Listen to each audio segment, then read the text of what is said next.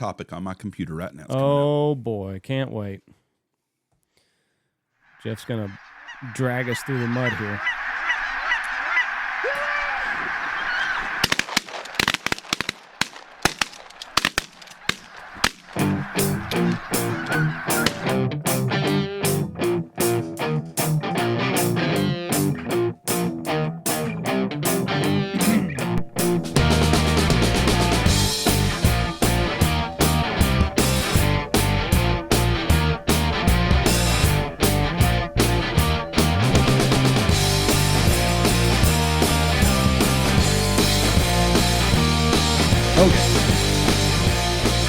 Here we go. 3, 2, 1. Boom, and welcome to the Big Honker Podcast, brought to you by Shin Gear, who will be at the Ducks Expo this weekend in Texas Motor Speedway in Fort Worth, Texas. I'm Jeff Stanfield with the world-famous Andy Shaver. It's good to be back in Texas. We stayed in beautiful places. Beautiful, but I'm glad to be back. We have road trip from South Bend, Indiana to the shores of Lake Michigan, in Michigan filming hunts and all kinds of adventures, and ended up in Nashville and back home last night late. Great deal. With us today, our guest is Mr. Seth Jahn. How are you doing, sir? I'm well, sir. How are you? You know, last time we talked to you, it was the Ferguson riots. And I kind of thought that America was going to start to rebound after a certain point in time. But that has not been the case at all. You know, I mean, when you have an administration that's is inept and egregiously underqualified to be making any of these command decisions, like a downward spiral is inevitable, man. It's a sad state of affairs, truly. Let me tell you about the newest thing, since that's a good lead into my story. The great state of Oregon, where hippies are hippies and fruits are fruits, and actually has a lot of really good people there. I feel sorry for them. The Oregon Democrats propose a right to rest act decriminalizing public camping as homeless crisis urges. So if someone puts a tent in your front fucking yard and you run them off, they can sue you for $1,000. That's just amazing. It's pretty sad because honestly, like I was doing a couple contracts out in California and in the West Coast, pretty much a good bit of last year, and you know, some of these in the states are gorgeous. The country's gorgeous out there, and they know what they have. They truly do. But it was so sad to see some of these cities that used to be so beautiful. So many people would go and enjoy. It looked post-apocalyptic. Like, I mean, truly fecal matter all up and down the streets. You had needles everywhere. They're passing out pipes. It was unreal, man. And I mean, it's crazy because even Newsom was putting out on the advertisements and stuff like that out in California to incentivize people to vacation in California, to stay in California, like, because there's obviously a mass exodus from the lunacy of their policies out there. I don't understand, because they're going to try to prop him up for a presidential run, and I don't understand how he's going to have anything to run on. Well, neither does Biden. Yeah, but I mean, Biden was vice president for 8 years. Like, Newsom, like, it's a fucking shit show. But he won an election by 60%. That's in California. People, I'm going to say what we're not supposed to talk about, but in a fair election cycle, there's no way the Democrats win anywhere. There's no way. We go all over. We talked to people on the streets this last weekend in Nashville. Lots. We did interviews and some shit, and it's going to be some stuff on our new series. But nobody, there's the percentages of people that think what's going on in our country is good is very little. I mean, do you agree, Indy? I mean, there's just you go all over the place. You talk to people. How many people on the streets actually like? This article I was reading about was a Vietnam vet was talking about walking down the streets in Portland. He said, "I feel safer in Saigon during the Vietnam War walking down the street than I do in Portland right now." Yeah, he said, "No doubt." And to your point, like, I believe the latest data that's out there is 70% of the American population do not want Biden to rerun. I think it's 53% of Democrats, and then obviously the rest were Republicans. So I'd say majority of the country would, agree with you. That shows you how stupid Democrats are. 53%, or only 47% of them think things are good. Well, what's sad too is that if you really take in the account of the population in California, I mean, it's one of the most populated states in the country. they actually have, even though they're significantly outnumbered, they have more conservatives in that state than just about any other state. Yeah, they had 8 million people vote for Trump, I think, last time. Yeah. I mean, and the deal is the Democrats are a single item voters who they get. They got the gay people that think that you got to vote Democrat or you're hurting the gay rights. They've got black people that they really push the black vote, and they're like, you got to vote. You're not really black if you don't vote Democrat. Well, so they try to push the racial stuff. That now the trannies everywhere are coming out, and they're wanting to. So the trans they get, every little thing, and the people there, what they're doing is they think those people ain't smart enough to differentiate between one problem. Everything Donald Trump did our country was not good for me, but I'm not a single line voter. I see the overall picture, but they focus on these single deals, and then they get the media to follow them like abortion. There's more to being a president than freaking going for abortion one way or the other. For sure. I think they're shooting themselves in the foot with what you just articulated, because the obsession with identity politics on the left, you're seeing people see through that with especially with their shift in their focus to sexualize children, this transgenderism movement, those demographics. Like when you really talk to these people, Hispanics and Asians and blacks, like they actually hold a lot of conservative values with their family values, with the things that they want. They this is all that they've been told. Like in the last election, I think it was the first time where it was 51% of black males voted.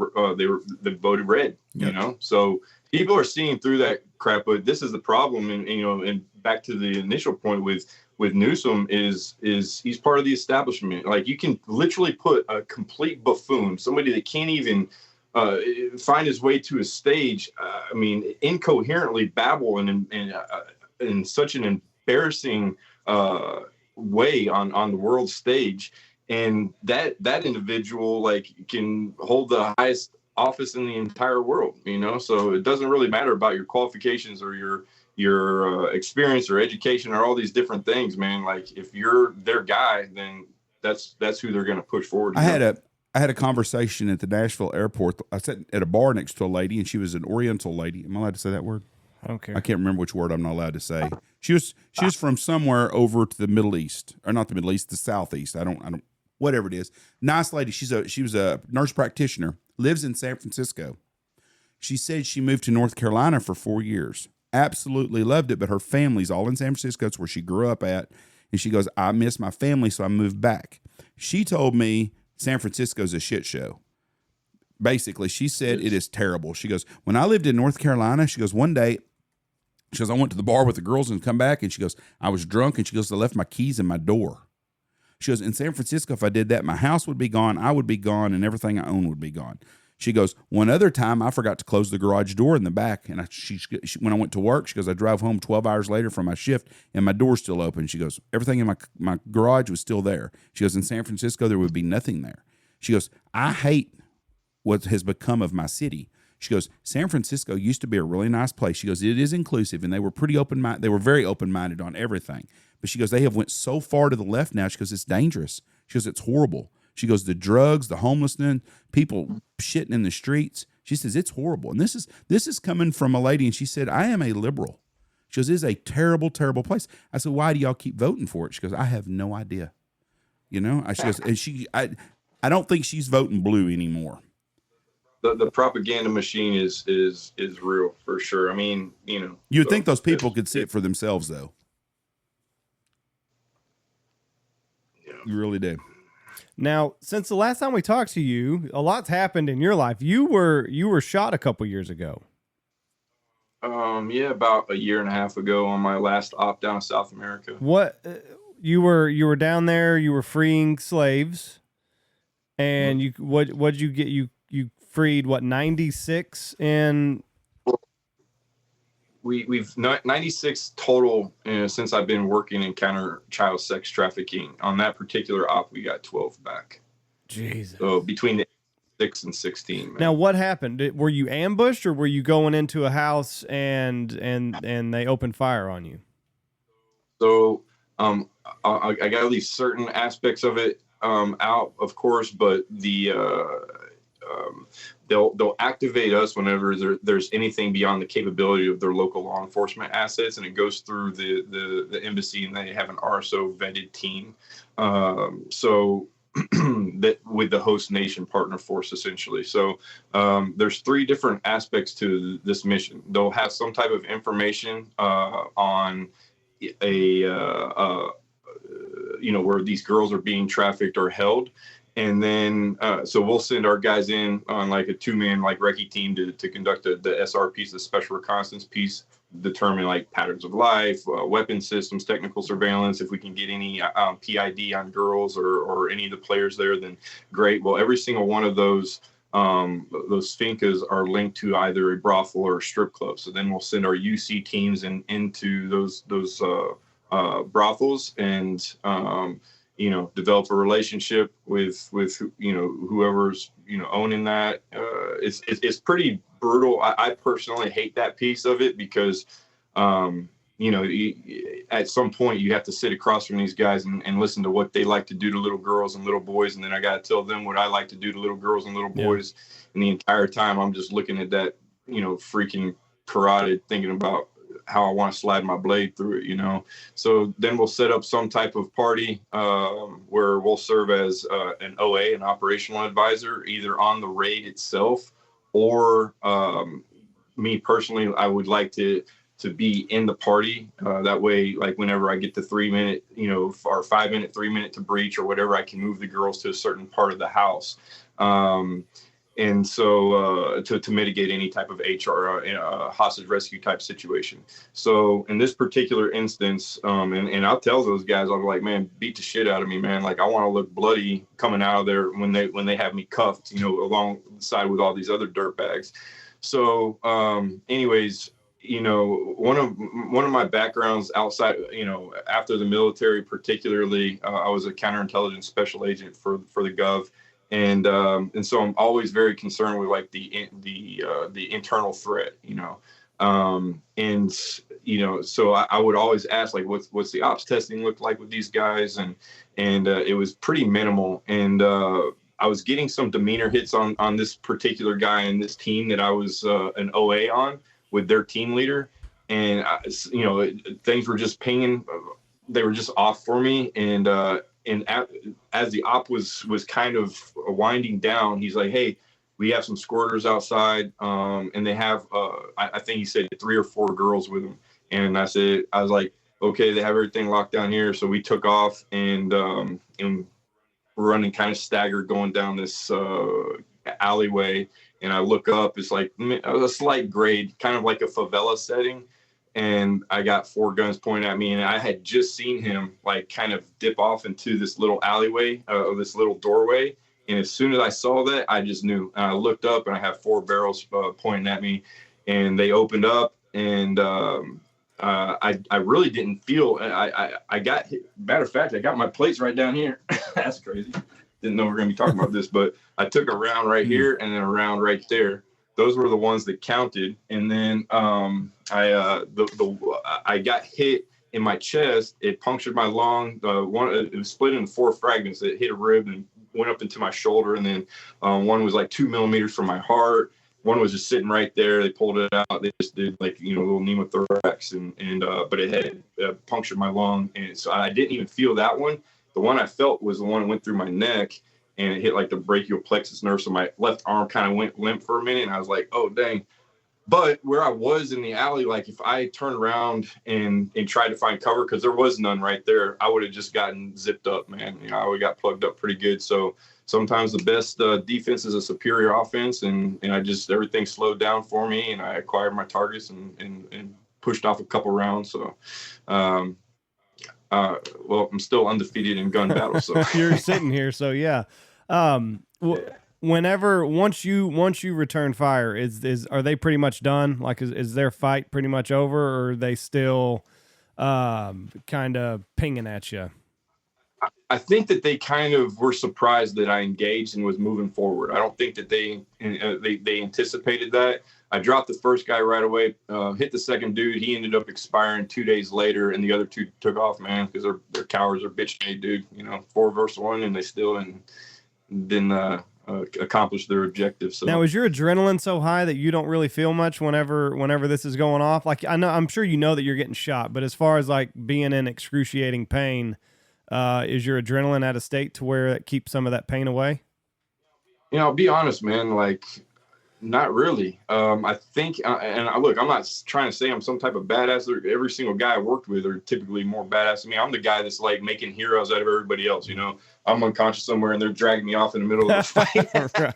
So, like I always say, man, hey, I did the job. I didn't say I was good at it. Okay? But I would say, after a course of 17 years within, special operations career field and law enforcement on SWAT teams, and I mean, I'm not saying you get, desensitized to violence, but, you always fall back to your lowest level of training is what they say, and things. And so when you have that type of preparation, it gives you confidence in those situations where you're just simply equipped to navigate the volatility of that situation. You know what I mean? So, it's, afterwards, like, depends on the situation. Sometimes you'll be like, damn. Right. But in the situation, I like, everything tends to have the opposite effect for me. It kind of slows down. I become much more calm. I mean, if you lose your shit there, man, like, if you're not in complete control of your faculties, you're done. Like, you'll get tunnel vision. You're not going to be able to see everything that's going on. You'll lose fine motor skills.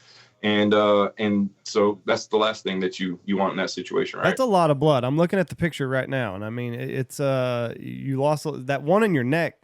Which one scared you the most? Was it, I mean, obviously you don't know how close it was to your heart when you got shot, but when you were bleeding out of your neck, you're like, oh, fuck, am I about to bleed out? Like, what is this? No, because I knew that it didn't hit anything, it didn't hit an artery or anything like that, and it was through and through. I had an exit wound on the back, and so I wasn't really too concerned with that one. The one that I was a little concerned with, and it gave me a little infection in my lungs as well, was the one that went through my chest right above my plates. But, I kind of come to a place, man, and not to get all like Bible thumpery or anything like that, man, but for the first time in my life, like, I have peace, I have contentment, like, and it came from my acknowledgement of Jesus Christ as my, like, savior, So, in that situation, like, our time on this planet is so finite, man. Everything that I do is going to predicate is going to determine where my what my eternity looks like. So I have utmost confidence in that, man. And so whatever happens. It doesn't matter to me. You know what I mean? So you're at peace now. I'm at peace, man. And it's crazy because I've found peace through combat, which sounds really weird. But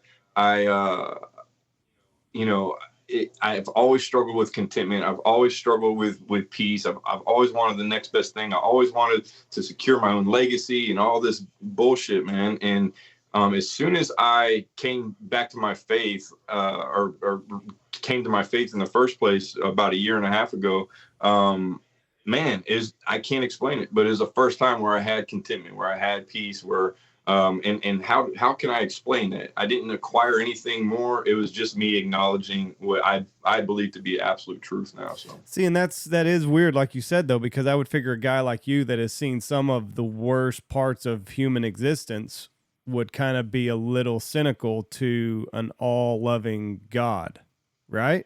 Yeah, like that's a great point. But this is the simple. The simple answer to that for me is the beauty and the detriment of free will. Yeah. So that's, if I serve a God of creation, I don't have kids, but every single guy that I know or girl describe their love for their children unlike anything else they've ever experienced. Right. Different than their parent, than their spouse or their mom or their brother or sister or best friend or whatever the case is. So, if this is what he wanted, it was to have children. But in order for that relationship to be pure, you had to elect him. That's all you had to do. You had to, John 3:16 stands alone in that regard. You just have to believe that he's the Son of God. And so, but through that is free will, or else the relationship isn't pure. If in his omnipotence, he already knew the exact product and this is what he created. No, it doesn't matter. You have to have free will. So on the opposite side of that, man, like that's our purpose here. All the atrocities and all the things that we experience, that's simply because of the decision of men who have rejected, so. Yeah. And I mean, this is not anything that's new. Slavery's gone on. I mean, obviously it's not probably well documented, but slavery is nothing new. It's been here forever. It's written about in the Bible. So, things have been bad for a long time. So they're just now guys like you that will kick down these guys' doors. And it's worse now than it's ever been in history. That's what's crazy. I'm sure you guys remember. I think that's why y'all had me on in the first place a couple of years ago, was when I got canceled for, my positions on, first of all, not kneeling for the flag during the anthem, but my explanation of that and describing slavery. Like, as it turns out, every demographic in the history of the world has been enslaved by another superior force at some point in time. Like, that's how I got into counter human trafficking. Was actually I was working in Africa as a counter poacher. I lived there for almost 3 years in Botswana, Zimbabwe, Mozambique, and South Africa in the Limpopo province. And once you embed within that black market, man, and you're doing these control buys, like I started out, because if we go over there with our American arrogance and think we're gonna out bushcraft the Bushmen in Africa, we're pretty naive, man. It ain't gonna happen. So you have to be proactive, develop those intelligence networks. And when I was doing that, I started off buying animal skins and rusty AKs and blood diamonds and whatever, working my way up to try and buy live pangolin and rhino horn, which are the two most valuable commodities in the world. Elephant ivory right underneath that as well. Well, I was doing these control buys after maybe a year and a half supporting some of the IUs there, the intelligence units there. And I was looking at baby parts, man. And I was like, it took everything in me not to pull my pistol out and plug these dudes out on the spot. Like, I could literally buy live human beings between the price of $300 or $800 per head based on their age, gender, health, and their physicality, man. Like crazy. And so I went to the IU commander. I was like, Colonel, what's the deal with this? And he's like, oh, they're called the Moody murders, MUTI or MUTHI is the variant spelling. And, the black medicine it really drives that market, but there's 3 different levels of their potency. They have plant-based, then plant animal based. So the more exotic the animal is, the more potent the black medicine is. And then plant human based. And in plant human based, there's 4 different levels of potencies, blacks being least potent, children, whites, and then albino blacks being the most potent. And so I was like, man, what the hell am I doing here? Like, I love that mission. It was probably the most fun job I ever had in my career, working as a counter poacher and anti-poaching units there. But I was like, okay, there's an active slave trade. There's 20.3 million people enslaved in Africa alone, man. So where's all the journalism there? It doesn't fit the narrative, or the demographic a little too dark for them, so they can't create any division. Very weird, man. Yeah. And then, so what did you say that you said it was the Moody murder? What is it called? How did you spell it? Yep. MUTI or MUTHI is the variant spelling. And like I said, to really get a look at this, man, you got to tap into the black market. You're talking about being undercover for a year plus. So having any legit investigative journalism there, it's not going to happen. And this is the problem too, is that there's such a high level of corruption in those countries, almost 80% corruption in their law enforcement, that the people, whenever that happens, where their child or children are taken or whatever the case is, there's no reporting on it. There's no data, no statistics. That's what's great about the U.S. is our data and our stats are very much accounted for. In these other countries where they're like, oh, this kind of stuff doesn't happen. Look, the data doesn't show. That's because there's no reporting there, man. So if that mom goes and says, hey, my baby got stolen, now she dies and another member of her family dies, Right. So it was very illuminating working there, man.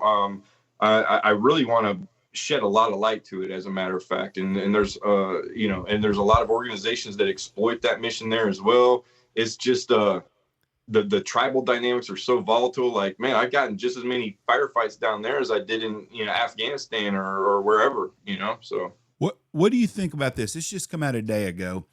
The Youth and Human Services whistleblower Tara Lee Rodas testified before Congress alleging that the U.S. government is the middleman for a global multi-billion network of child trafficking for labor and sex with the United States, and there's 85,000 children missing. The good guys are the bad guys also, our government. Yeah.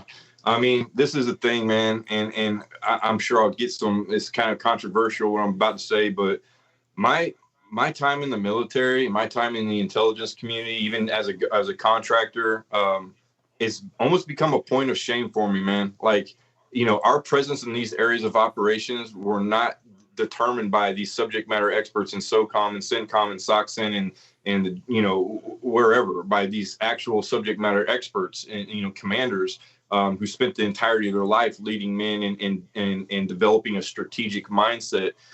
They were determined by politicians.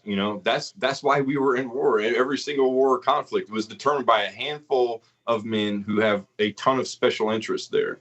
And so when I look at the U.S. now, I love this country. I've put my life on the line so many times.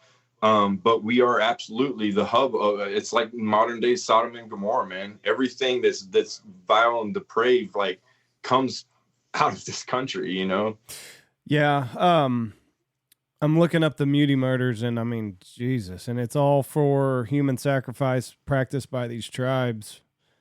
Mm-hmm. Jeez. So how does that work? Do they just go to like a neighboring tribe and then just kind of take children from that tribe? And that's what's so crazy, man, is that a lot of it's determined on their skin color. As far as like the darker they are, even in with the Africans, like that's a big deal there. And like I said, the tribal dynamics are so volatile, man. Like I've seen complete villages just completely wiped out, decimated. I mean, you look at what happens in the Congo DRC and some of these places where the children soldiers are so prevalent. Like these are the thing. I don't know if you know what happens in those situations, but those kids are taken at a very young age. Their mom or dad is the kid is blindfolded. Their mom or dad is put at the end of a barrel of an AK-47, and that kid is berated till he pulls the trigger. Sees he just blew his mom or dad's brains out. And now they take that kid, pump him full of drugs. He's disgruntled. He's scared. He's displaced. And this becomes his new family. Now you have, and at such a critical age as well, formative age. And then now these kids are out of their mind on drugs, and they're trying to prove themselves and trying to make their way in this violent world. Like, I mean, they're some of the most dangerous, personnel over there, man. Yeah, because they've been trained from a very, very young age. Yep, it's so sad, man. It really is. But again, man, people don't talk about it. They have no idea what's going on over there. The murder is carried out after body parts are removed while the victim is still alive. Yeah, and we would find, like, when we do patrols, like, we would find bodies in the bush, then they'd have an X cut through them, but they're half eaten by animals. Like, early on, I didn't equate the two. And then later, I was like, okay, this is they're harvesting organs or whatever the case is, for their black medicine. And, but the Asians are definitely, like, China's presence in Africa is unreal. They drive that market. They believe the pangolin scale or rhino ivory hold medicinal value. Obviously, there's no medical data to substantiate that. It's the same composition of your hair or nails. It's keratin. But Asia definitely drives that market big time. You would figure, yeah, that's interesting. Like nobody over here is even touching any of this stuff. Does not even make not a headline, but it doesn't even go across the ticker on your news channel. Well, the people that own the media. It's exactly. It's easy to understand when you see how biased the media is for one, and the political agenda of the left. Man, it's it is what it is at this point. Common sense on the whole thing with the media. But that's their that's their obsession, man. That's what I'm saying. That's their obsession with the identity politics. If there's nothing there to exploit, you're not going to hear about it. Yeah, the women's libbers on the left are all about the women's rights and all this stuff right there, but they don't have a problem with a male competing and taking women's jobs and everything else is the transgender stuff. Then you've got the people that are supposedly for the kids that turn a blind eye to this child sex trafficking stuff. They don't mind Nike using child 6-year-old kids to build shoes. It's all what's ever for them. If it's advantage to their pocketbook, that's what they care about. And the same people that own our politicians own the media. And that's why. But you're right. What's happening over there is horrific, and it should be a true journalist. Like I've never heard of any. I mean, I've talked to you about this, but like I've never gone this in depth on the Muti murders. Yeah, I'm actually, I've been asked. It sounds so douchey what I'm about to say, but I've been asked for a long time, ever since when I competed in Rio in 2016, like to write a book, because I know my story is kind of unique and a little extreme and stuff like that. And I had no desire to do that. Now I have a purpose to, I have a reason to write a final chapter, which I don't want it to be about me. I don't even care if my name's even on it at all, but a significant part of this book that I'm in the process of writing is going to be on this very thing. I just want to shed light on it, I want to go, before we switch to some of the transgender stuff, I want to, now this is kind of a conspiracy theory, or maybe it's not. The adrenochrome is something that we've been hearing about over here in America. Is there any truth to any of the speculations that there are children in America that are being harvested for, and I don't even know how you get adrenochrome. It's something, supposedly the kid they draw the blood from a scared child, and the adrenaline in the blood system supposed to have anti-aging effects. Yeah, so I can speak a little bit on this stuff. I mean, and from a spiritual perspective, man, because this is very cultic type behavior. Yes. Children have always been the focus of evil. Like even all the way back to Aztecs or East Asians or Africans or all over the world, children sacrificed. There was something to the purity of that blood, the innocence of that blood. And so I don't. I actually worked in Hollywood for a bit. I still contract doing, EP for A-list celebrities and stuff like that. And I have sat in conversations with so bad I wanted to record them, with maybe 8 or 9 A-list type actors, 5, 6 different producers and directors, and they're talking about these 4 projects that are coming up. They mention what the theme of the movie is, and the entire rest of it is how they target, push their agenda, push their these very hyper left talking points, very Marxist type ideologies, and inject them into these scripts. Almost an hour and 45 that conversation was, and it just blew my mind, man. And children are always the focus of them as well, like how they target that generation. That's why I bring that up. And so I have never personally seen that or witnessed it. I've seen some, I mean, you look at the lifestyle, like being around these people 24/7, they are so, like, if they were your neighbor, they'd be the worst neighbor you could possibly, like, they're so crazy, man. They really are, like, because they don't even know how to act. They're so insulated by this circle around them. They'll say something semi-funny, and their circle will cackle like hyenas. They'll say something, a philosophical, and they'll be like, "Oh my God, you're such a visionary." It's like, I'm like, shut the hell up. It's they're so sad, man. They're so depressed. They take all types of opioids just to get through the day. And their lifestyles are very perverse. They truly are, man. Yeah, and I'm looking. One of the guys that pops into my mind whenever we talked about the adrenochrome was John Podesta, and some of the paintings that he had in his place. I mean, there's children that are tied up, and they're all tied up, and they got on the red shoes, and then, like, you can link that back to the painting. Wasn't it Bush that had or no, it was Clinton that had the. No, it was Epstein had a painting of Bill Clinton in a red dress. No, red shoes. Red high heels, yeah. Yeah. So they're all a bunch of sick deviants. And that ties back. You listen to somebody like Don Lemon, who goes and says, I kind of feel sorry for him, talking about Podesta. Like, I mean, that's exactly what we're talking about, man. Like, just blind party allegiance, no critical thought processes, where people look back and say, wow, that's pretty fucked, man.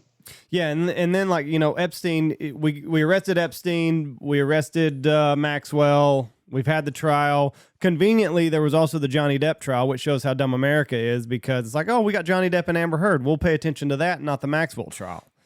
And then nobody from the Epstein list has gotten arrested. Which is complete bullshit. Like, they're still running around. We know that was going on that island, and we'll arrest him, or we'll whatever with him. And Man, it's such a great point, dude. And it just shows how culturally backwards we are, dude. Like yeah, 200, 300 years ago, these actors and athletes, these were our court jesters, man. This is who entertained us. They were the lowest class in society, had no business talking on political. Now these people determine politics, medicine, culture, everything, dude.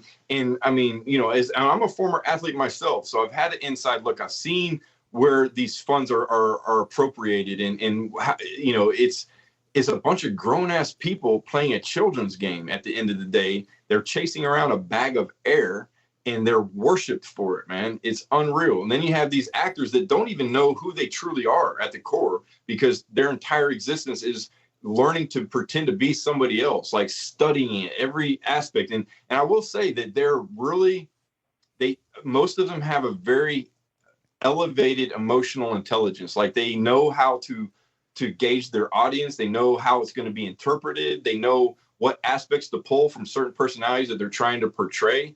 But these are the people that are revered and deferred to. Like, look at freaking Biden. He interviewed Cardi B during his campaign. Like, are you shitting me right now? Like, this girl can't even formulate a sentence. She's a freaking stripper. And if that doesn't like illuminate how they try to, the propaganda and persuasion 101 right there. That's great agitated propaganda, man. Like how they target specific demographic. Oh, he's talking with Cardi B, this dude, you know, I mean, it's just laughable, man. These are men are making decisions that determine how we live, how we survive, you know. It's unreal how culturally backwards we are. What about, we'll switch gears but kind of on the same track. Ukraine. Zelensky is nothing but an actor, that, in my opinion. I mean, I've never seen a wartime where we fly celebrities. Now, back during the USO days, we would Bob Hope and then would go to never went to the front, basically. But here we are sending our politicians and our celebrities and getting pictures taken. You know, how many times did Winston Churchill pose with someone to get a damn picture taken in the middle of bombs falling all around him? I think the Ukraine deal's all a hoax.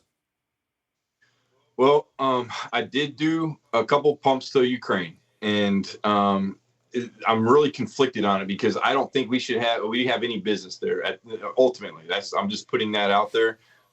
There are, you know, I have seen atrocities there too, like, you know, civilians, elderly people just riddled with bullets. Like warfare is terrible thing, man. It is, but like we're literally funding a war at the cost of a potential World War III. Like a proxy war. Like this is doing is funding this industrial war complex, and this money is unaccounted for, by the way. Mm-hmm. You know, it's being funneled back into the DNC. There's so much corruption with all of that, you know. So you're talking about, you know, providing stingers and weapon systems and personnel to a country that's you know in conflict with Russia. Like that's a real threat, man. You know, it's not just the DNC though. I seen Lindsey Graham the other day talking about, we need to support. It's the deep state. But every one of those guys, they're trying to make up for those 4 years of Donald Trump with no war. They didn't get to make no money off their stuff. You're absolutely right. And so I was working with General Flynn for quite a while on a number of different projects, and he described it pretty well. He said the higher up you go in the Republican Party, the squishier they become. Yeah. And I thought that was a pretty good term. Like these people forget that they're nothing more than an extension of their constituency's voices. That's not their seat. That's their constituency seat, man. And then so they spend the first year trying to learn the job and the second year trying to campaign to stay there. Like there's really no effective work there. The ones who are getting things done are the establishment, you know. And so yeah, it's pretty sad state of affairs. But I asked General Flynn what his, you know, because I voted for Trump. I'm not a big fan of him personality wise, but I thought his policies were incredible. There's so many things that he actually did that nobody heard about because of the suppression in the media. But I asked him, I was like, you know, because I do value General Flynn's assessment and his gauge on people, his read on people. And he told me, he's like, well, three things. He's like, The first thing was, because I said, what was your assessment when you first met Trump? And he said, the first thing was that this man absolutely loves his country. I was like, oh, so that's authentic. That's genuine. He says 100%. He said the second thing was, he's brilliant. A lot of people don't like, they try to, you know, call him a dumbass and all these different things. He says he's a speed reader. He probably sleep 3 hours a night. I'd give him a 200-page document and he have 95% of it retained and comprehended. He said the third thing is that he didn't know shit about the government. He didn't know about the legislative, judicial, or executive branches and the powers that come with that. So he what did Trump do? He deferred to a subject matter expert, and he became a kind of a consigliere to teach him a lot of this stuff. And he says, "Sorry, Trump, you need to hire 4,000 people, or you need to fire 4,000 people, and you need to fire 4,000, or I'm sorry, you need to fire 4,000 people, you need to hire 4,000 people as your presidential nominees. So whenever you have a presidential nominee, it has to be approved by that sitting president's respective party that they represent, right? So typically, those nominations will receive about 30 of the 4,000, 3,700, the 3,800 of those nominees will be confirmed. Do you know how many Trump had confirmed? 300. He had everybody working against him. He had the left, the right, the media. It was unreal what he was able to get accomplished with so little. And and on the human trafficking piece, he did more for human trafficking to counter human trafficking than every other sitting president combined. Yeah. So. Yeah. Anytime that everybody's against someone, I tend to be for him, because to me that seems a lot like you're going to upset the apple cart, which is the last thing anybody up there. Like there's, Biden spent, what's he been up there, 60 years? 47, I think. Okay, so 50. He's been up there 50 years. 40 years, let's say. I know 40 it's 40 years, plus. whatever it is. But whenever you get guys like that, and I like that Trump didn't know shit about how to. I like that he didn't know anything about government. He was a good businessman. Hire the best people for the job. Listen to what they have to say and do what they have to say. He doesn't have to know all the answers. Fucking hire that shit out, just like you would in a business. I mean, I love that you said that, man. My definition of a leader is somebody who surrounds himself with subject matter experts, is void of ego to think that he knows everything, is omnipotent, and then defer to their counsel and make a command decision accordingly. Like, to me, there's a selflessness to that, of actually wanting to put your objectives in your country before yourself and your own agenda. Yeah, he got backstabbed by everybody around him. Best thing he could have done was went to hire an attorney that was just a damn good asshole criminal defense attorney. And it didn't matter. You pick a city in America, the biggest prick attorney they got, and make him as attorney general. He'd have been a lot better off, because everybody that's in Washington, D.C. is connected. The FBI is fraudulent. The CIA is fraudulent. Every one of those big deals. And it's bad because there are great FBI street guys out there. There are great guys in the ATF, all them guys. But when you get up to that bureaucracy point in Washington, D.C., every one of them's on a favor for someone else. But the biggest hypocrisy going in our country is the Epstein deal, and not one fucking person has been arrested for buying those underage girls. Not one. And damn well if it was people connected, they would be. Bill Clinton went 32 times to Epstein Island. 32 fucking times. And the DNC still props his ass up. I am not... what's the chick's name? The lesbian lady's got a talk show. What's her name? Ellen? Yes. Rosie O'Donnell? Ellen. Ellen narrow it down. Ellen went That's there. a prerequisite. Ellen went there multiple times. Oh, Ellen's...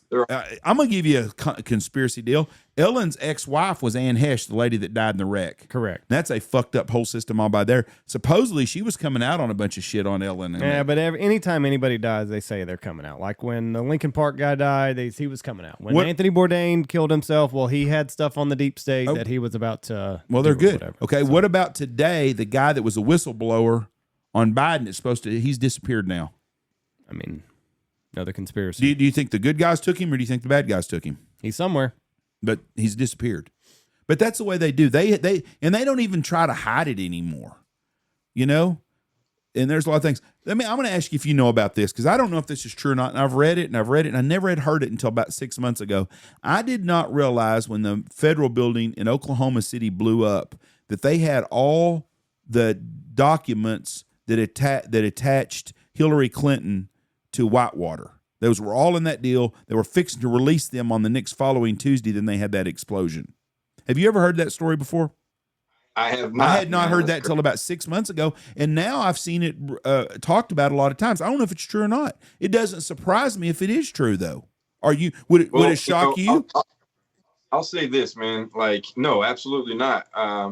Talk about hypocrisy. Like, even with the Clinton deal, like as a former counterintelligence special agent, one of the aspects of that job outside of source operations is national security crimes investigations.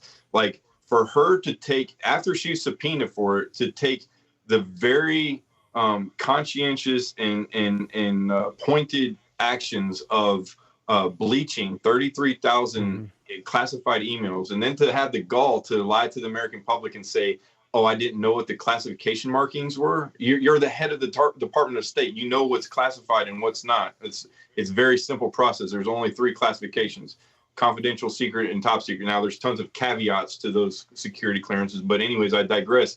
I have put forth cases that were a fraction, where one guy had, compromised one training document, and he had clearance revocation, jail time, all these things. You're talking about a server that was determined to have no less than 9 penetrations from outside countries, from other countries, tampered with evidence underneath U.S. code. That would fall under espionage. I know that sounds extreme, but under espionage, there's a clause that articulates mishandling of classified information. She should have been charged with espionage, and so when Comey came out and said, yes, we determined that she compromised classified material, I was like, great, here we go, freaking finally. And then he goes on to say, but I was like, okay, we didn't determine any intent.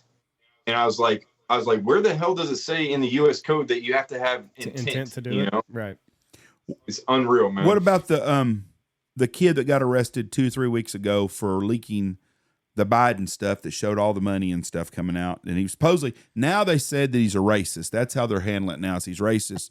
Well, that regardless if he's a racist or whatever he is, if he leaked documents that show that our government is doing, he's a whistleblower, he shouldn't have leaked it probably, but what's your thoughts on that? Because I don't. The indefatigable default to the race card, man. It's just so everything. It's been exhausted to nauseam, man. But anyways, that's a tough one, because I actually, when I was working in the intelligence community, I was actually compromised by Snowden. When he released those documents, I was working in a facility. You can look it up. It's on freaking line. On NSA Spionschutzbund is a Facebook page, and there's 2 images of me. The German government made it illegal for them to post images of our face, but I had all my dossiers, all my reports, everything completely ripped, and I ended up having to move to Switzerland right after that to another field office. But at the time, I absolutely loathed this guy, right. And I remember being in Moscow and seeing where he was held in the terminal and at the Moscow airport, and man, I was like, I could definitely get up there and take care of it. But now, of course, I don't justify what he did. He compromised a lot of important stuff and put a lot of guys at jeopardy. I wouldn't have done it that way, but I get it now. You know what I mean? Like, what this kid did is potentially, like, he shed light on something that he thought could prevent World War III. I would be what's shocking to me is that his rank and the level of placement and access that he had to this type of information is what I don't understand. Because the things that I read on what was released would 100% fall within what's called a SAP, a special access program. To be read onto a SAP requires 3 criteria: the need to know, the mission, and the security clearance, which is a TSSCI, sensitive compartmented information. So, for example, the president of Biden knows about this particular program or has some type of insight into it, and or whatever the case is. And does he have the need to know? Sure. Does he have the security clearance? Yep. Does he is he on the mission? Nope. Sorry. So that's how they keep, these things controlled and compartmentalized. So the things that I read, I say all that to say that they would 100% fall within special access programs. And for a kid at that age, with at his station, at his position and level, really did not make sense how he had that level of placement and access. That's crazy. Do you this is another, I'm gonna go way off the side here. Joe Biden. Joe Biden just last week did an interview and it showed he flipped his card over and it showed he's got all the pre-answers and everything. Can't do a press conference. I personally don't think Joe Biden's running the place. Do you think Joe Biden's in charge? And if not, who do you think's calling the shots? I know the answer to this based on the sources, and the guys who I work with within the positions that I hold now have told me, well, this was about 3 months ago. And they said for the last 13 months, Obama has been at the White House, if not every day during the week, at least half of the week since December of 2021. Well, he's fucking us up big time. I'd always thought it was him or Susan Rice running the place. And look, I'm not saying that it is him, but he's there. Why is he he's there? He's there an awful lot. The dude is obviously a puppet. Trump totally disrupted the system. Like, they did not anticipate. Their plan was to have 8 years of Hillary. And if that would have happened, oh my gosh, man, we would have been so far gone at this point. I think it would have been irreversible. I don't like the direction we're going. Obviously, it feels futile, but doesn't make me any less deterred to shed light where it needs to be shed. No ex-president that done his job, Ronald Reagan, any of them that stayed there wanted to go back and fucking for a third term. Once they were done and they got that taste of freedom and not being involved, they love that. But Obama's an arrogant prick, and he thinks that him and Big Mike need to be running shit. And I don't.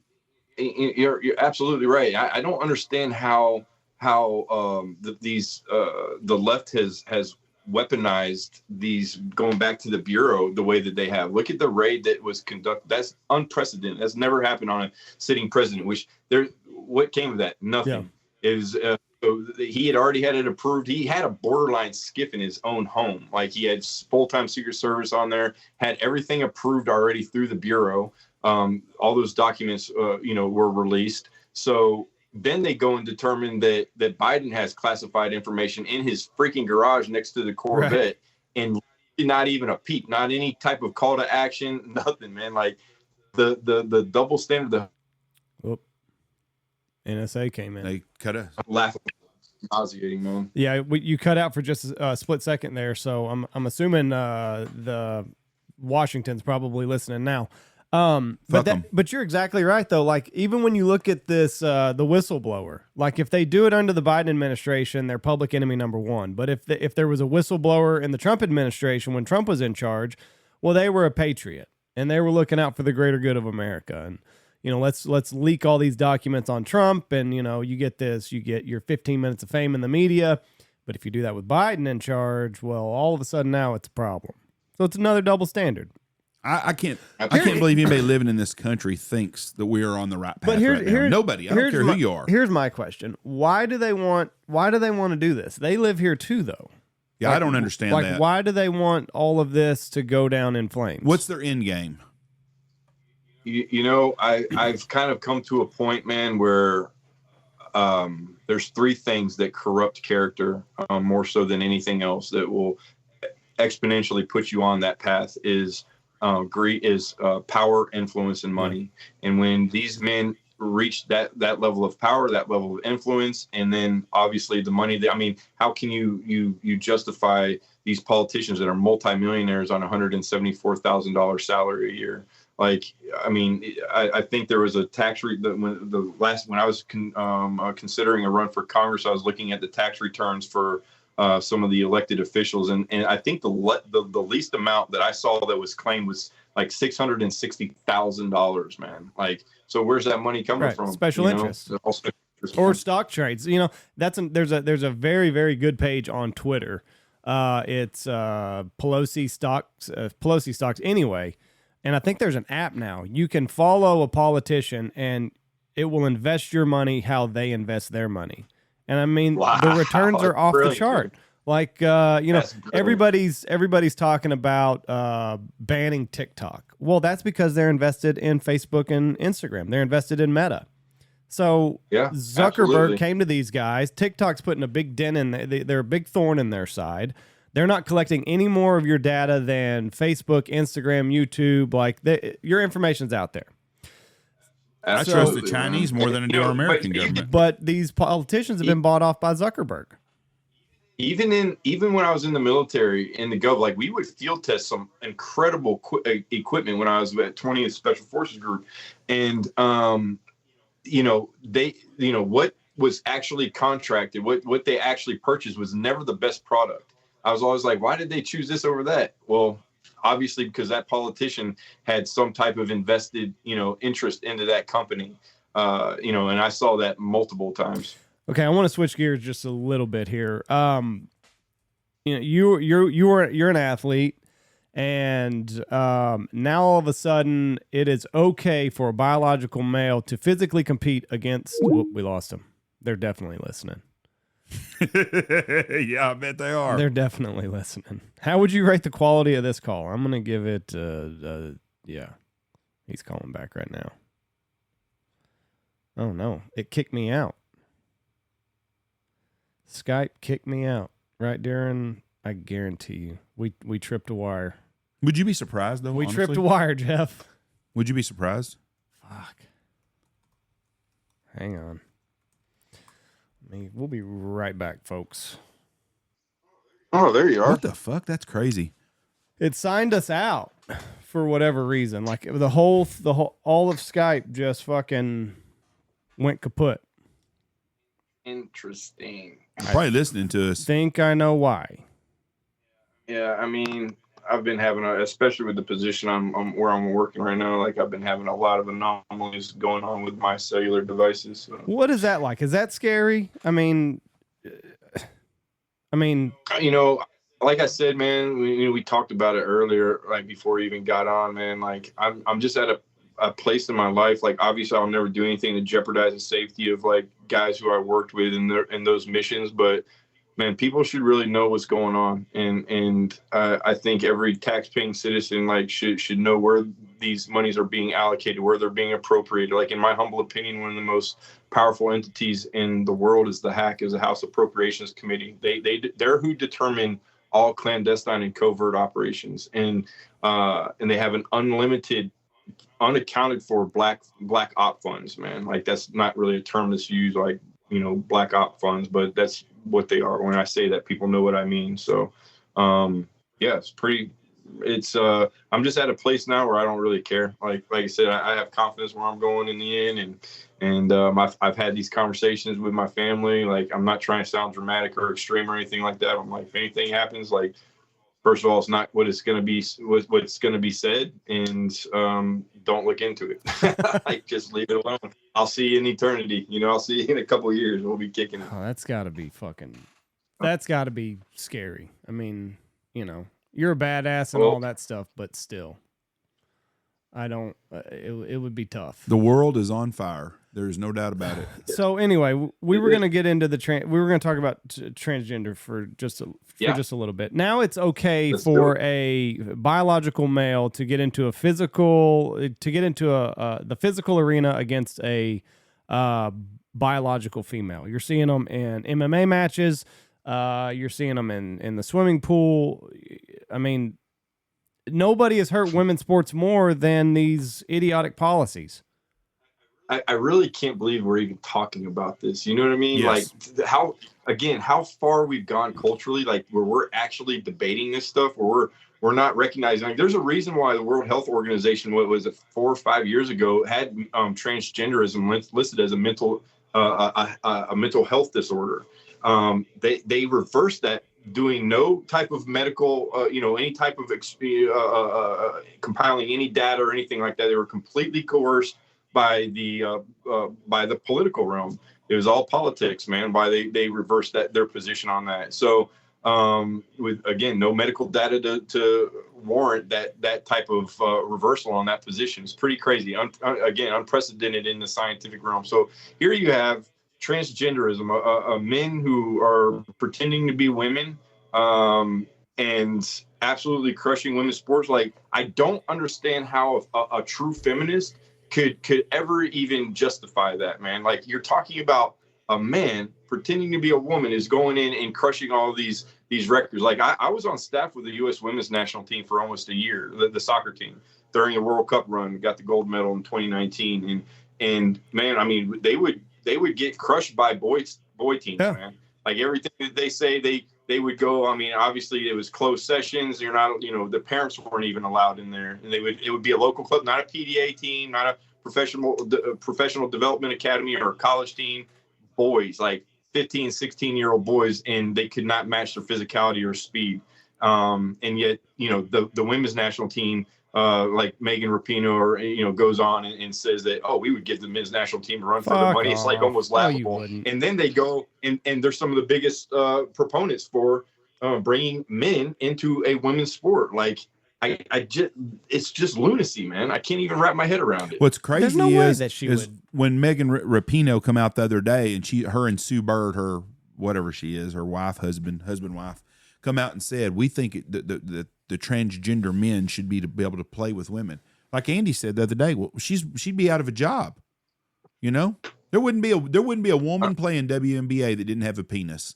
Same as a fucking soccer deal. Did you see Trump the other day? He said, if I owned a WNBA team under the laws today, I would never lose. Yeah. He said, I would get LeBron James. I would pay him an insane, just a gross amount of money to say he identifies as a woman. And I would do that to 5 or 6 other people, and I would never lose. No, you'd be 150-0 at the end of the year. You'd never lose a game.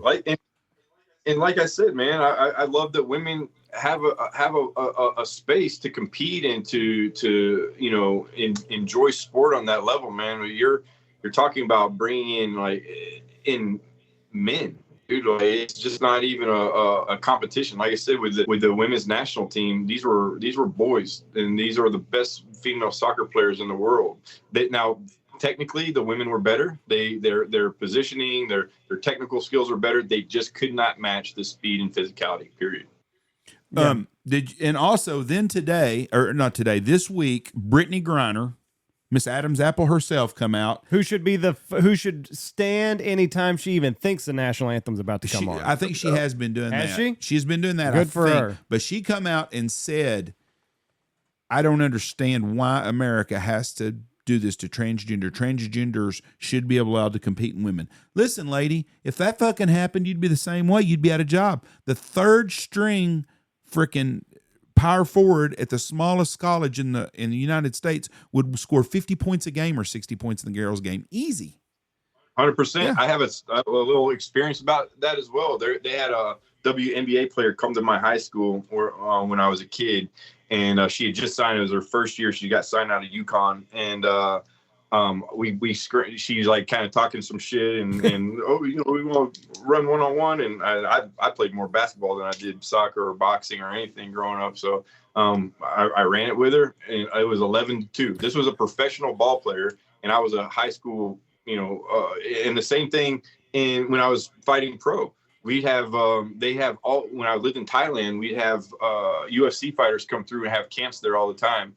Ronda Rousey and Chris Cyborg and all these, tons of huge names. They're not even MMA practitioners, pure like BJJ blue belts would wipe the floor with Ronda, man. Like not even close. So that's same weight and all that. Dude, that's one thing that Jeff's always said. Like he's given a lot of guys too much credit. Who? How do you think? What level of training do you think could beat Ronda Rousey in a fight? Like she was, obviously at her time she was the best.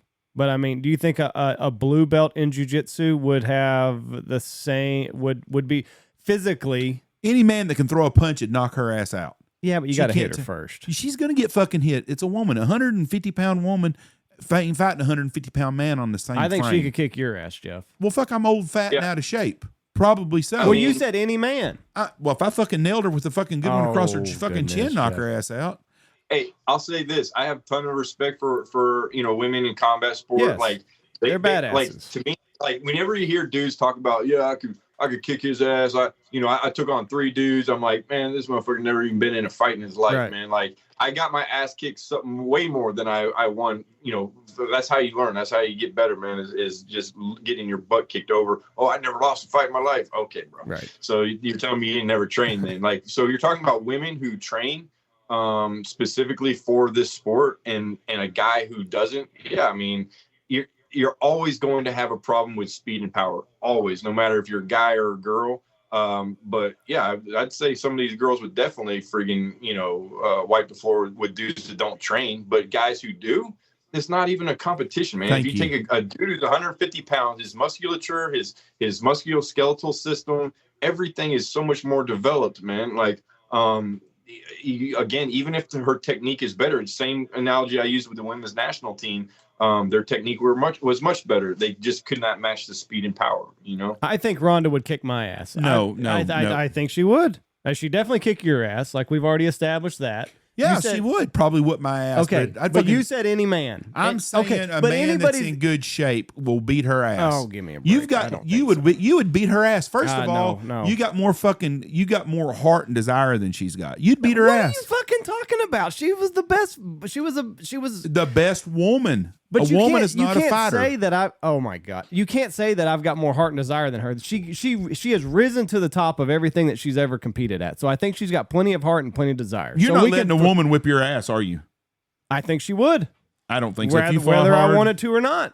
You wouldn't fight her hard because you'd feel bad. You can't win in that situation. I think it's kind of like fighting a grizzly bear. You can't win. You're done when the grizzly bear says. Man, like as somebody who's spent a lot of time in the gym, I've seen many women tap many men. Yeah.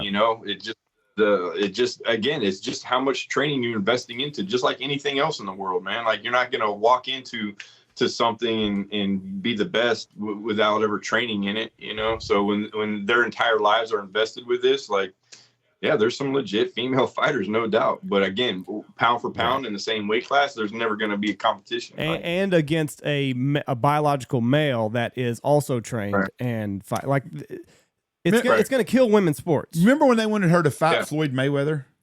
No. That was no. They thought that would be a good fight. They weighed about the same thing. He'd beat her fucking lips off.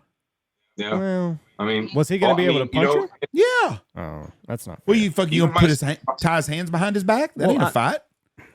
Maybe wrestler. I'll say this too. My sister, man, she trains BJJ, and she's a blue belt, probably about to get her purple, but she's tapped firefighters, cops, soldiers, Marines, like, just because that's what she trains every day in it, So I'm not saying there ain't some women out there that aren't badasses, because there's a bunch of women's badasses. No, that's what you're saying. No, I'm not. Let me finish. Exactly what you said. Let me finish. Exactly what you said. A badass woman fighting a dude that trains and stuff at the same weight is going to beat her ass. It's just a strength deal. Ain't nothing against them at all. I mean, I love women. If it wasn't for women, we'd all be queers. I mean, but you're not going to have a woman. I don't think so. I don't think I just opt out. Yeah, opt out. Celibate. But we just don't have it's just they're different. They're different species. I mean, they are. They're not meant to be fighting against a man at the same level a man is going to beat her. Every sport there is in the world. I'm not talking about typing. I'm not talking about certain things. But if it's a physical sport, a man is going to win every time. Because we're built different. We're stronger and we're faster. Why do women agree to do these things? Like Fallon Fox, she recently, I think it was Fallon Fox. No, it wasn't. It was another dude. Fractured the skull of his opponent. Yeah. I mean, why are these women subjecting themselves to these things? I mean, again, you're trying to rationalize the behavior of somebody we've already determined to have a mental health disorder. Right. So, like these individuals, especially when they go public with these things, I personally, I haven't sat down and across from them and assessed them, to develop an actual personality matrix on them, but there's a degree of narcissism that comes with that. There's a very high level of insecurity with almost every single one of these individuals. They're always trying to prove themselves in whatever space that they've been accepted into. And right now we have a culture that is absolutely curtailing to lunacy, man. I can't even believe that we're talking about this right now, but we have to, there's nobody else that's giving a different narrative outside of the mainstream media, so I'm grateful for you guys in that regard. Yeah, we pissed a few people off doing it, but we're going to continue to piss them off. No doubt. The women's deal's just a freaking farce is all it is. It's men that can't compete and they're against men, so they try to be women for the easy way around. I would love to see an MMA man fighter get in there and beat the shit out of that one that beat the hell out of that woman. Well, you did. It's Fallon Fox. That's a guy got in there with him. Well, I mean, she has before. I mean, there's a reason that Fallon Fox. There's a reason Fallon Fox went to go fight women. I don't know who Fallon Fox is. It's a Is that your transgender yes. guy? Okay, I would. So some guy did beat his ass. I'm sure there's been lots of them. That's why he's fighting women. There's also sad to say, man, but there's a Green Beret out of Washington that became a transgender and got into MMA and was just wiping the floor with all these females out there. Crazy, man. It Absolutely is. embarrassing.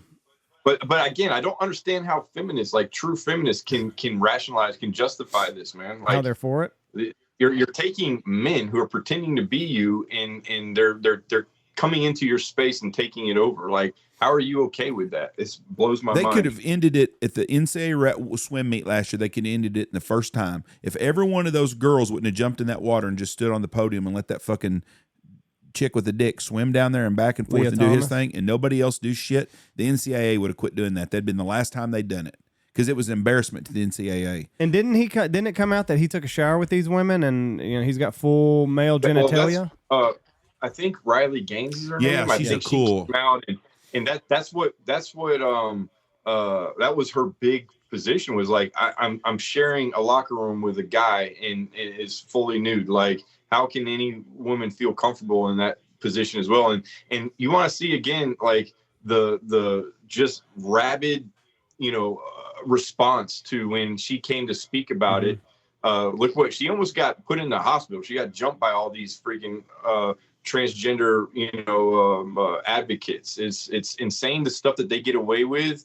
And again, the double standard. Whereas if that happened to the roles were switched, it'd be national news, and they'd all be in jail. Do you think they'd have if he gets an erection, would that automatically disqualify him as a woman? You not wake up with more than wood. I mean, It's got to be hard to swim with that thing. well, I'm talking about taking a shower with all them gals. He's got a built-in rudder. Yeah, right? no shit. Yeah, like you're Got him a trolling. steering mount. You're trolling out there. But if he's in the shower and they're like, he's getting an erection. This is a fucking He's a lesbian. yeah. Some bitch is not fair. He's getting he's a lesbian. Yeah. She's a lesbian. That's all she is. Look at her. She's a lesbian. Look at her erection over there. It's crazy, man. I have a theory, and it's a little, it's a little hard to hear maybe, but I can't wait. we've talked about it before. I'm against bullying in a lot of instances. But I also think that if we had a little bit of bullying, some of these issues would just get stamped out at 13, 14, 15. 7 or 8. Well, I don't know when a lot of these things come on. But I think, the kid that's getting picked on for a lot of things that he can't control, like it breaks my heart if a kid's getting picked on for not having nice clothes or, stuff that they can't control.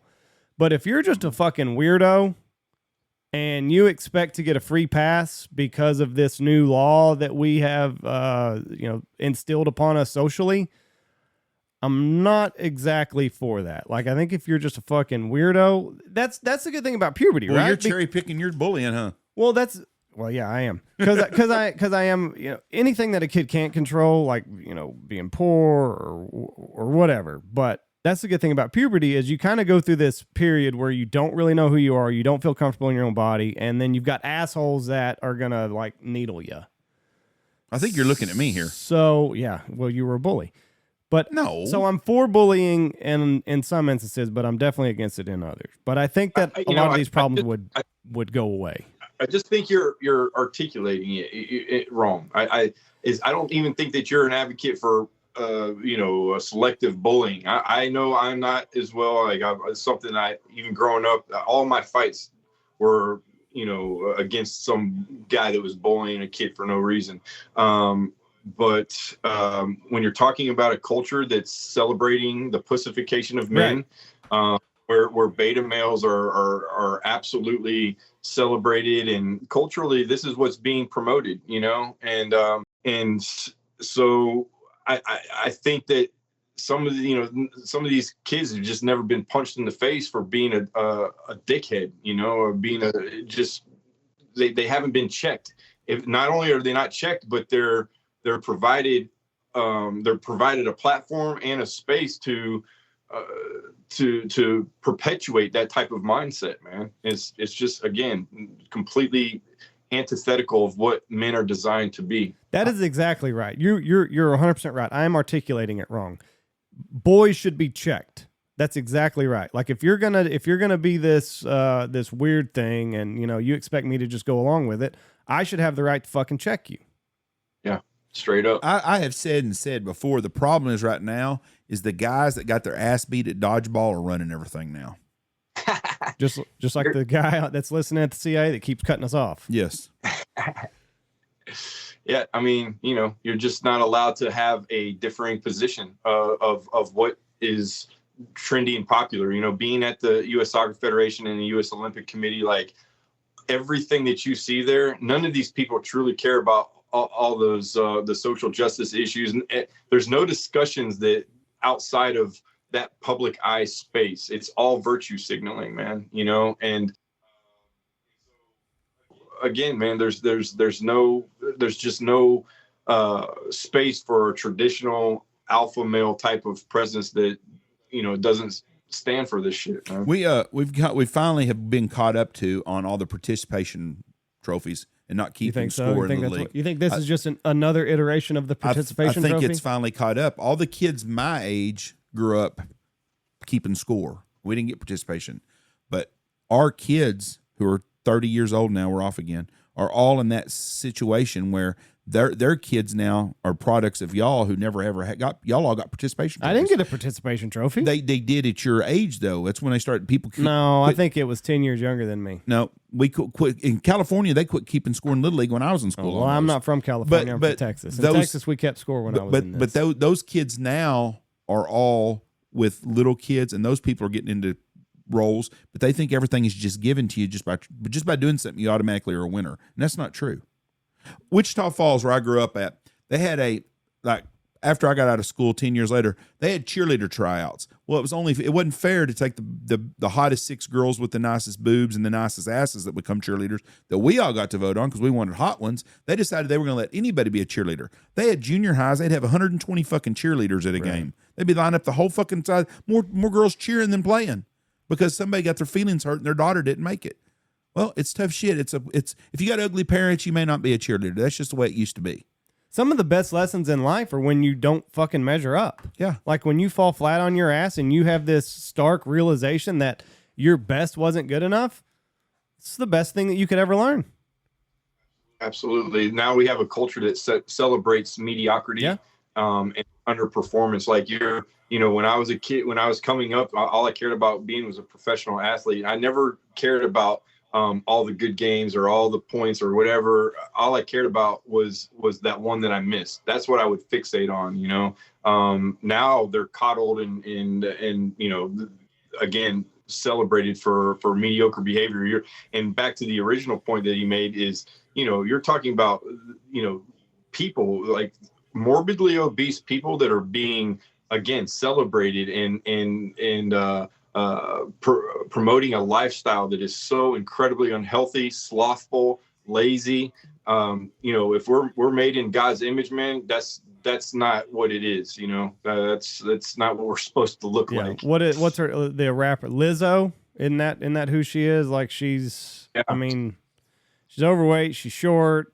I'm a fat guy and I'm not attracted to that bitch. But I mean, everybody's talking about how beautiful that she ain't nothing about her good looking.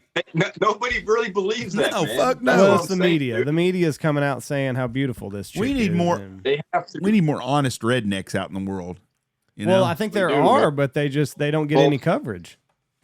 People, and you're right. But when you really go talk to people, man, that's what they respect is that authenticity. They want the real talk, man. Nobody really thinks that's beautiful. That's just not possible. 5'10", 250. That bitch needs to be on a diet like I do. She needs to walk a little bit. She's on that pushing back diet. Push back away from that table. Yeah. Okay, last topic, and we're gonna start wrapping up before they really come and cut us off. The recent school shootings that we've seen. I personally think that the problem is that we're not putting our school systems in a position to succeed. School shootings are not going to go away no matter how much we try to get rid of guns, in my humble opinion. But I believe that if we were to take some of maybe the Ukraine money that we gave, it's estimated we've given over $100 billion to Ukraine. Maybe we put an armed guard at every school in America. Maybe that would deter some of these things. What does Seth Jahn say? Yeah, it's tragic to see, these again, people with these mental disorders targeting children. I mean, obviously, the fact is the only people that adhere to gun laws are law-abiding citizens. Right. So the guns aren't going anywhere. It's part of our culture. And if you look at the statistics, man, the law-abiding 2A supporting individual. I mean, we have 46% of the world's guns in our country. So all these people that are huge advocates for that, like, why aren't there this mass amount of shootings from that particular demographic? There's none, that argument is just so weak and so pathetic. All the countries in the world that I've worked in that had high gun control had also some of the highest, shooting deaths and gun violence. So there's plenty of data to support that. I would love to see, to have programs where we have a lot of veterans that are looking for a sense of purpose, that hold a lot of the same positions that I have, that are trained to mitigate those type of situations. Allocate this money that we're throwing to gender study programs, tens of millions of dollars to Pakistan or another proxy war that we have no business being involved in, and maybe start supporting these men and women who have put their lives on the line to action their agenda unwittingly in most instances, give them a sense of purpose, a paycheck, and perform a really pure mission. I think that's an awesome idea. What's crazy about all this stuff with the money that we waste and our government, it's just crazy the money we spend overseas to push stupid shit when we could use the money right here in our own country, like you said. And it's just over and over again. And our biggest problem in our country when it comes to guns and violence is 90% of all shooting deaths in our country is black on black crime. And it's kids under 25 shooting kids under 25. You take away that, and there's not a gun problem in our country. We do have some random things that happen that are horrible. We do have some mass shootings, but majority of shootings is Chicago probably had 13 or 15 people killed this weekend, and it's black on black crime. And they've got some of the strictest gun laws. Yep, and they don't ever talk about that. But you look at how the left targets that particular demographic, and in comparison to Caucasians, Hispanics, Asians, Native Americans who experience the same socioeconomic plight as blacks. Why is there such a disproportionate number of violent deaths and murders in that particular demographic? Is because of one really glaring statistic for me, and that is 78% fatherless single rate. motherhood. When you're talking about Asians and natives and Caucasians and Hispanics, the nuclear family is intact. What is one of the core targets in Marxist ideology is disrupting the nuclear family and then exploiting that for a vote. And that's exactly what we're seeing with it's not like these kids are inherently bad kids. Not at all. They just haven't had any guidance. Yeah. I just see a stat in Chicago this year, so far, it is April. There have been 120 or 152 something murders. People have been died. Yeah. 3 white people have been killed and 1 white person is a shooter in Chicago in 2023. That's it. Right. So it's not the white guy with the gun. 78% is black on black crime, and the other 19.2 is Hispanic, black and Hispanic crime. But they always want to make it out to, we got to go get the guns off that law-abiding citizen. And that's not the case. The case is it's these kids shooting each other. But in the whole town of Chicago so far, out of all the murders, they've had 175 homicides. There's been 3 white people that are victim, and only 1 white person shot somebody. I don't know how they're not equated to, statistically as mass shootings. Like, yes. There's been so many cases of this, like where one guy has been charged with 3 or 4, deaths. Like that's mass shooting, but you don't ever hear that on the media. They only had 22 22 shootings this weekend, and last weekend in Chicago, and only 4 dead. This week, during the week, they've already had 25 people shot and 6 homicides just during the week in Chicago. Now, Chicago's not number one no more. They're way down the list. New Orleans? I think New Orleans and Memphis and maybe St. Louis are ahead of them, and Baltimore. Baltimore's gotten to be a real toilet dragger itself. When the government got in the business of subsidizing single motherhood is when all of this just blew up in their face. Absolutely right, man. That's just one more example that supports what I initially said. Even in the BLM movement, in their mission statement, they called for the disruption of the nuclear family, man. Like, I mean, I can't even wrap my head around that either. But I mean, that kind of goes back to the way things are done in South Africa. You get these young, impressionable males. You take away their parents. You take away the father figure, and then boys need to strive to something. So they get around these bad men, and then that's their father figure now, and that's who they idolize, and that's who they grow up trying to emulate. Well, of course they're going to grow up with a gun in their hand. Like, that's what they were raised with. That's all they know. All they know. Yeah, that's the best masculine spirit around them is a guy that's peddling drugs on the street corner, or he's got a gun in his waistband.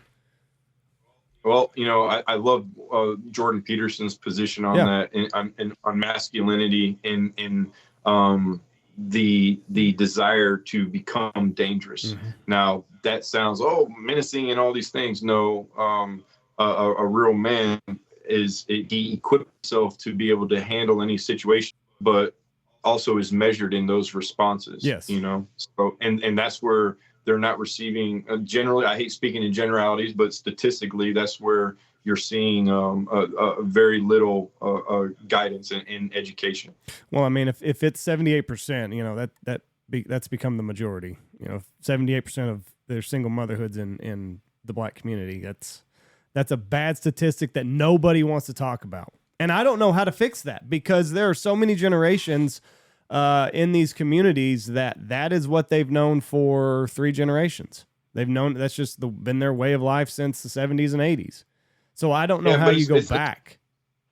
It's a cultural thing, and here I sound like an old guy. It's that damn rap music, right. But culturally, you have a particular demographic that celebrates the exploitation of women, and even the women.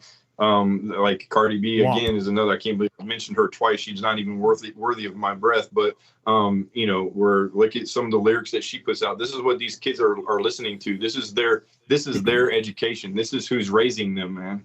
With nobody say, that's utter bullshit, man. Don't listen to this dumbass who's freaking a clown on stage in costume. Yeah. All right, my man, it's been an hour and a half. What is next for you? You've got you've alluded to you're writing a book. Yeah, reluctantly so. I don't want it to be about me. I just want it to be. I've been very fortunate to experience things throughout my career that a lot of people strive for, and is nothing special about me. I was right place, right time. I always had really great mentorship around me, but. These are things that we put value in a worldly, in a secular, perspective. In the grand scheme of things, it doesn't matter. It really doesn't. Like, we're here for one purpose. That's what I personally believe. And I'm worried. I concern myself with eternity and the people around me. I look at through a spiritual lens too. Like, where are these people going to be with me or no? And it's sad to think. So. Anyways, from that perspective, I'm solid there. That's my reason for wanting to write this book and finally agreeing with a publisher. But I'm working with an organization. I'd love to give them a plug. Citizens Defending Freedom. It's an organization that has a number of counties that have been identified throughout the country to bring local light and local action to corruption within their elected officials and change policy from the ground up, because we're not getting it from the top down. Citizensdefendingfreedom.com. Give them check them out. Give them some support. It's a really pure mission, and I think it's one of the best moves forward for our country. So when are you thinking your book's going to be done? Next year? Yeah, I think so. That's kind of the goal. I'm just kind of chipping away at it.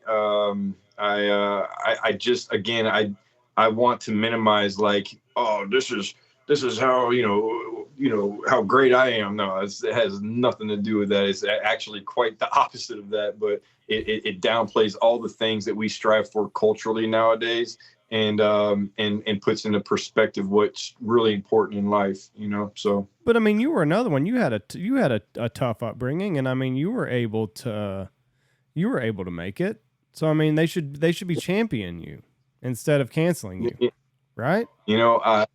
It's that's, again, man, I don't quite fit the demographic that will be welcome in that space to speak on those things, but if people are interested, man, I'm definitely gonna show them what worked for me. But I mean, you had every opportunity to just be a shithead your entire life. Like you had it, when you look at the narrative and what they want you to believe, like, oh, well, he had this against him and this against him. Like you checked every box to just be a lazy piece of shit and somebody that's not a productive member of society. Yeah. But I mean, look at your life now. Yep. Dispense with the excuses. That's a big thing for me, man, setting, even setting small goals for yourself and accomplishing them. We all have a different capacity to fulfill our capacity for greatness, I should say. Like I know we talked about it a while ago, but I have more respect for a plumber or a janitor or an electrician that is the best plumber, electrician, or janitor that he can possibly be than I do for a mediocre Navy SEAL president or doctor, because those individuals have settled for complacency in the gifts that they've been given. And when you implement that type of mindset into your interactions with people, it prevents you from elevating yourself above them. It lets you appreciate them for who they are and in fulfilling their individual capacity for greatness. My favorite quality that I find in anybody nowadays, man, or two things, is humility and selflessness, man. The ability to displace yourself and make your decisions and your sense of purpose in your existence for the betterment of those around you. I think that's what it comes down to in the end, Well, listen, if these citizens defending freedom, if they're fighting corruption, they're going to be busy people for the next however long. Like it runs deep. These are folks that are putting in hours from 6 a.m. till midnight. I mean, they are some very hardworking folks that are absolute patriots that care nothing about more so than just giving power back to the people where it belongs, So, well, listen, it's always a pleasure talking to you. When your book comes out, we'd love to have you back on, and we'll run through all that and do this all over again. It's always a pleasure. And y'all are awesome, man. I appreciate you guys having me on and letting me speak. So, you guys hit me up anytime, man. I'll be You there. have a good day, Seth. God bless you, man. Thanks for what you do for us. God bless you guys too, man. Thanks. See you, man. Great guy. Great story. I mean, there's a guy right there that, like I said, tough childhood, had every excuse in the world to not measure up to anything, and society would have been okay with it. He whooped Ronda Rousey's ass. Well, yeah, he's a trained killer. Of course he would. All right, we got Ducks this weekend. Y'all come out and see us. May 5th, 6th, and 7th. We will be at the Boss booth. Pacific booth, Shin booth. Yep, we'll be at all the booths. Everybody visiting our friend Shin, we'll be there all Lucky at the same Duck. time. I'm trying to think who else is here. I'm looking at our list right now. Dirty Duck, DU, Double T, Boss, Pacific Calls, and Shin and Lucky Duck. We'll be there. Come by and see us. Talk to us. Love to shake your hand and visit with you if we haven't met you before. Some of you have met before. You don't have to really come around. We'll be okay. But no. Stay away. Yep. No, we look forward to seeing everybody. Come by and visit with us. And if there's anything we can do, let us know. Thank you. God bless y'all. Have a great week. Bye. Come out to Duck, see us. We'd love to chop it up with you. While you're at Ducks, go check out Boss Shot Shells, Pacific Calls, Shin Gear, Ducks Unlimited, Dirty Duck Coffee, Double T British Kennels. We're also brought to you by Stanfield Outfitter, Alpha Outdoor Specialties, Looking Glass Podcast, Lucky Duck, and Mossburn. Dive Bomb Industries, too.